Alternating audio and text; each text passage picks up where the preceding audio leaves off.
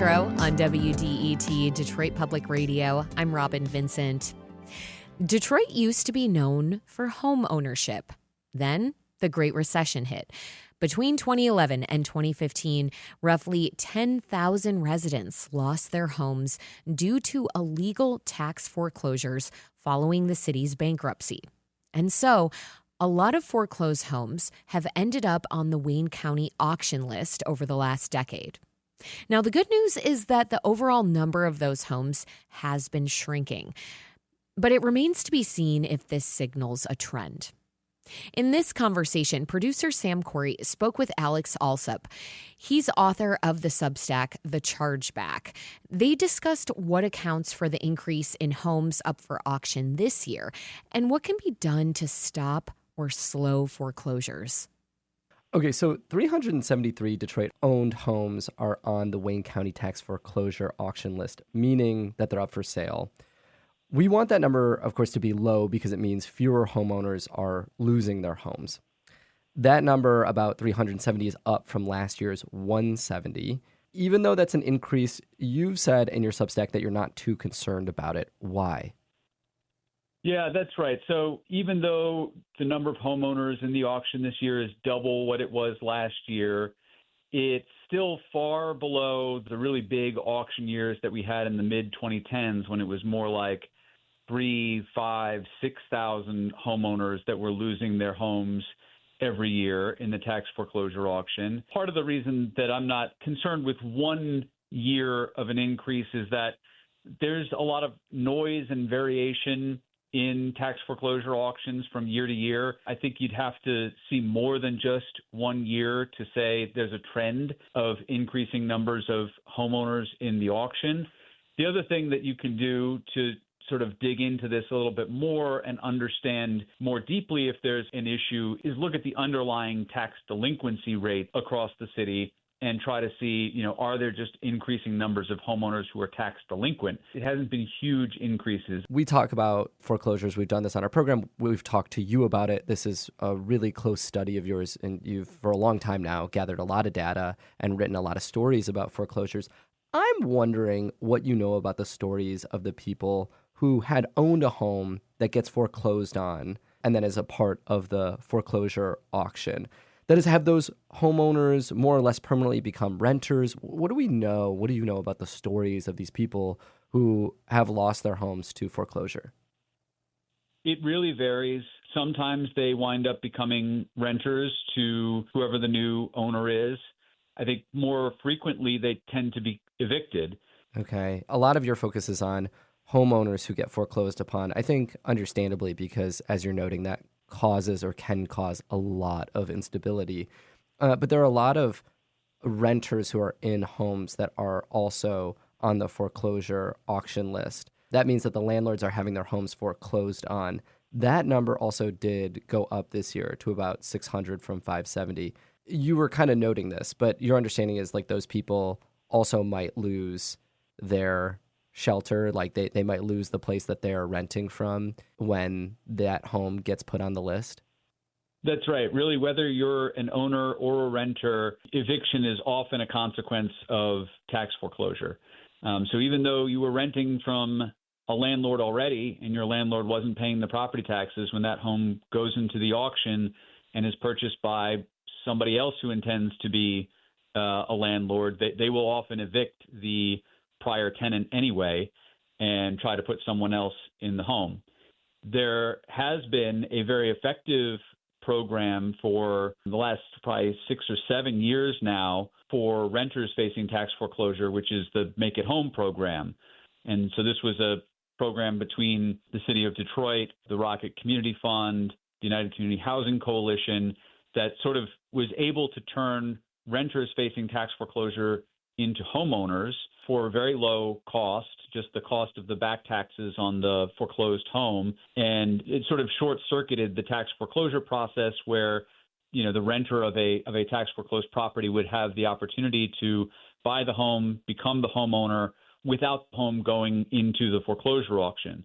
But what's happened is since the Michigan Supreme Court's ruling in 2020 in Raffaelli versus Oakland County, there have been a number of sort of knock-on legal decisions by the Supreme Court since that case, which have chipped away slowly at how the right of refusal program works in Michigan, which is the legal mechanism that makes Make It Home possible.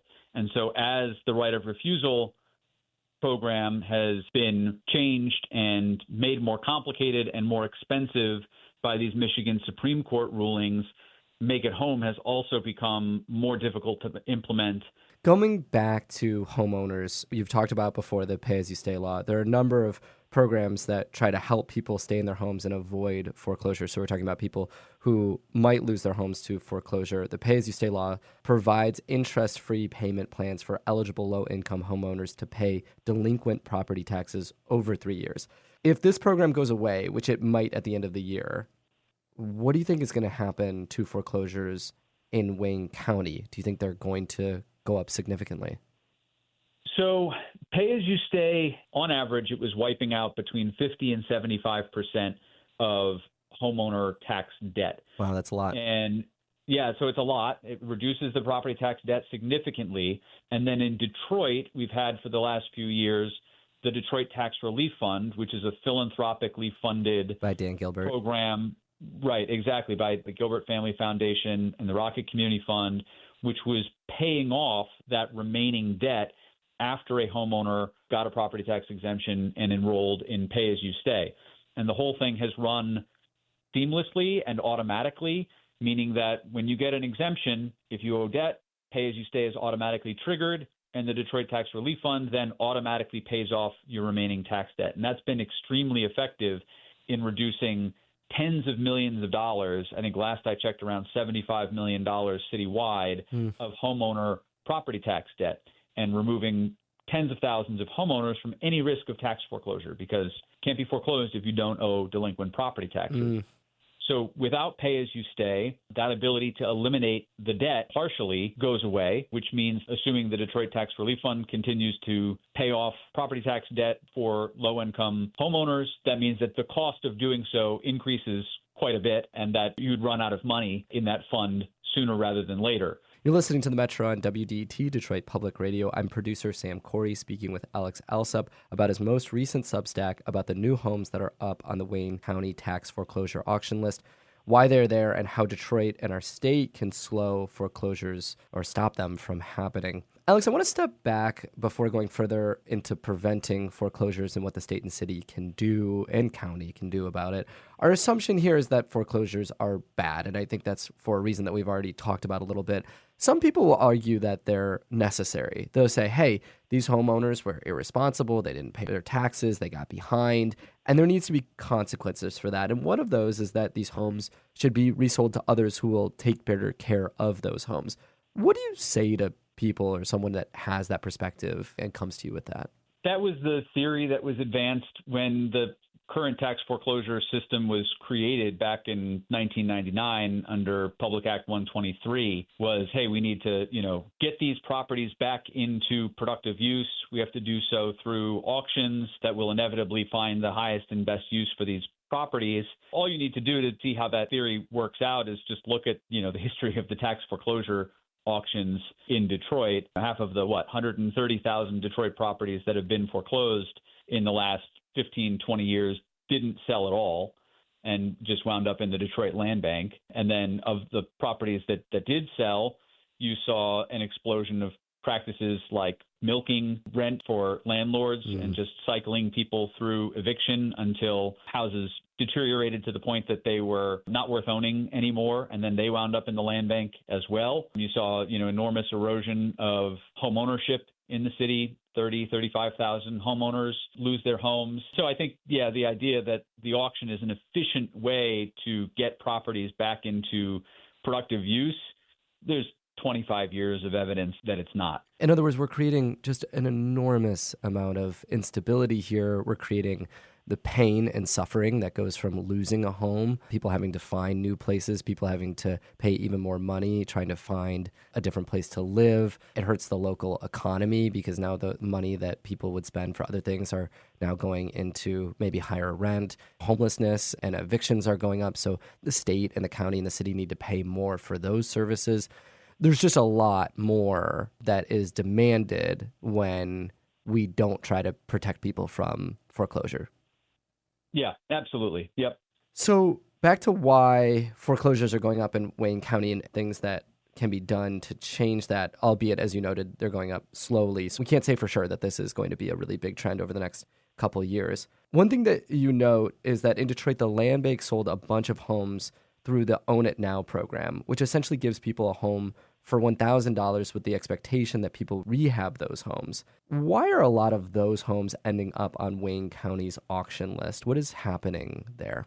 So the Detroit Land Bank has a couple of programs that are, targeted at getting the homes that are in their inventory, which, as I said, everything that the Detroit Land Bank owns came to it because it wasn't purchased in a tax foreclosure auction at some point in the past. So for its housing inventory that it thinks is in good enough shape to get repaired and rehabbed and put back into productive use, they have two main programs: Own It Now, where, as you said, they sell properties for $1,000, and then they have their own auction program for, I think, generally somewhat nicer homes. And I think I've seen over the last couple of years, and I wrote about this previously as well, is that Own It Now properties were becoming tax delinquent at very high rates. There was a lot of homes that were sold for $1,000, and you start looking at them 3, 4, 5 years down the road after they were sold by the land bank, and there are very high rates of tax delinquency amongst those properties. And so this year,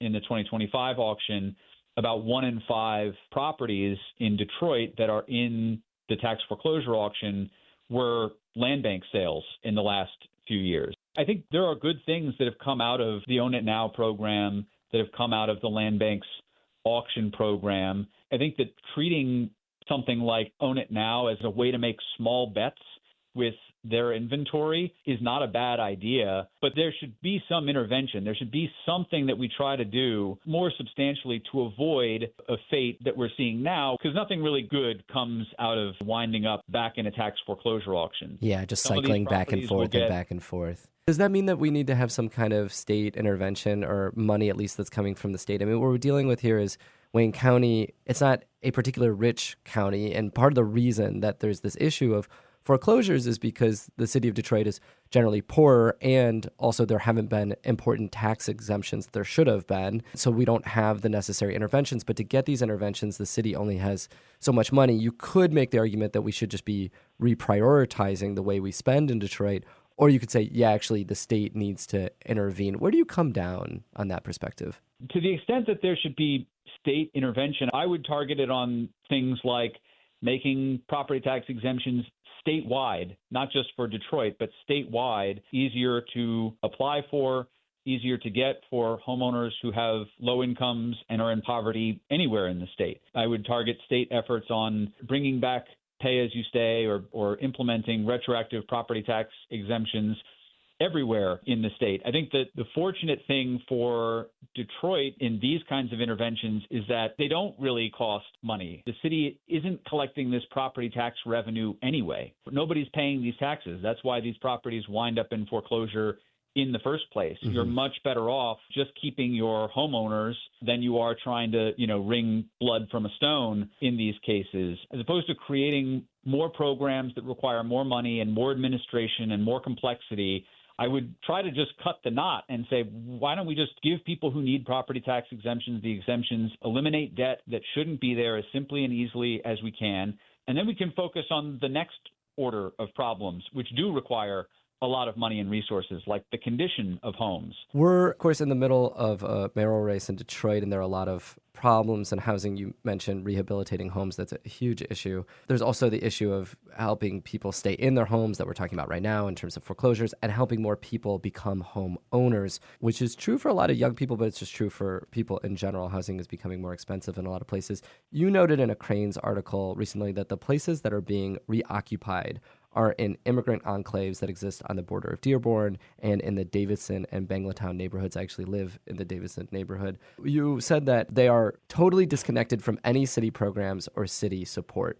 What do you mean by that? What are the factors that are driving home rehabilitation and home ownership in the city?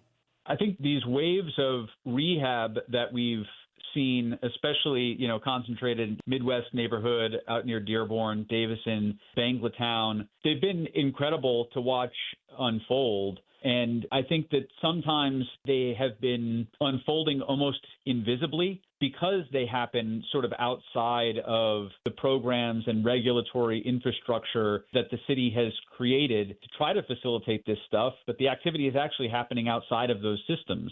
I think sometimes you hear like, hey, we need to see this kind of investment in the neighborhoods, this, city talking about investing in the neighborhoods. But there's this reality that that's happening. There are people investing in the neighborhoods. They're just not doing it through the programs and systems that were set up to make that happen. I think what's the opportunity here and the real need is to observe what people are doing on the ground and understand where they struggle when they are trying to do things through the processes that the city has set up. And as opposed to stepping back and saying, okay, here's an idealized way that we want this to proceed, looking first with what people are actually doing and being successful with, and then figuring out how you can facilitate and support more of that. Alex Alsup, he's the Vice President of Research and Development for Regrid and the author of the Substack, The Chargeback. He spoke with Metro producer Sam Corey about the new list of homes on Wayne County's tax foreclosure auction and what can be done to reduce foreclosures.